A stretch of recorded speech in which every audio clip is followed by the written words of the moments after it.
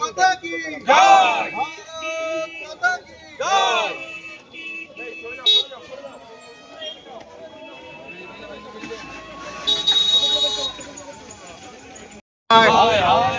মমতা সরকার হায় হায়, দিকে দিকে বিজেপি কর্মীদের উপর আক্রমণ হচ্ছে কেন? তৃণমূল সরকার জবাব দাও।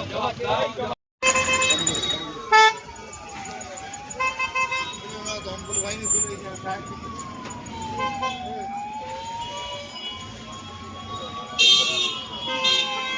সব দোষ এই আগুন। মাননীয় বিরোধী দলনেতা শুভেন্দু অধিকারীর কনভয়ের উপর পরিকল্পিতভাবে হামলা হয়। সেখানে দেখা যায় যে ইট ছোড়া হয়, বাঁশ দিয়ে পেটানো হয়, পেট্রোল ডিজেল রাখা হয়, তাকে হত্যা করার পরিকল্পনা।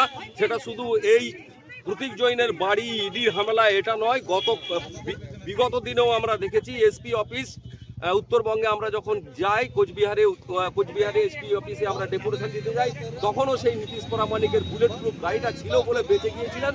কালকেও এইভাবে প্রাণে মেরে ফেলাবার জন্য, বিরোধী দলের কণ্ঠকে স্তব্ধ করবার জন্য এটা চলছে। এটাই এইভাবে তৃণমূল কংগ্রেস জেনে রাখুক, এইভাবে কিন্তু আমাদের কণ্ঠকে রদ করা যাবে না। কোন পথ দিয়ে উনি যাচ্ছেন, ওনাকে ওখানে হ্যাকেল করা হয়েছে এবং ওনার গাড়িকে আঘাত করা হয়েছে যাতে করে উনি নামেন এবং ওনার ওপর টর্চার হবে, এই ধরনের পরিবেশ তৈরি হয়েছে। আমরা চাইছি জনসমক্ষে এটা আমরাও আনতে চাইছি যে মানুষ জানুক যে বিরোধী দলনেতা সারা পশ্চিমবঙ্গ জুড়ে উনি বিভিন্ন জায়গায় সভা সমিতি করে বেড়াচ্ছেন, আর ওনাকে দমাতে পারছেন না। ওনাকে দমানোর জন্য পরিকল্পনা মাফিক ওনাকে হ্যাকেল করা হচ্ছে যাতে করে ওনাকে দমানো যায়। আপনারা বলুন, একজন বিরোধী দলনেতা সে স্বাধীনভাবে সারা পশ্চিমবঙ্গে সভা সমিতি মিছিল করবে, তার ক্ষেত্রে কেন বাধা থাকবে? এই বাধাটা কারা দিচ্ছে? এই বাধাটা পরিকল্পনা মাফিক করা হয়েছে। সেই জন্য আমরা পথে নেমেছি।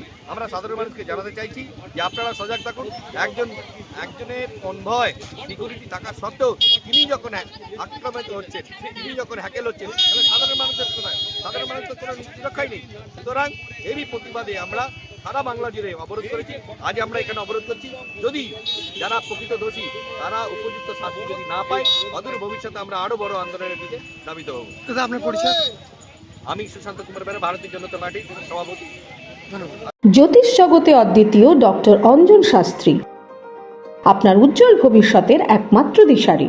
Call for booking 7477886099 or log in www.anjanshastri.com। Download করুন আমাদের exclusive mobile app astro Anjan.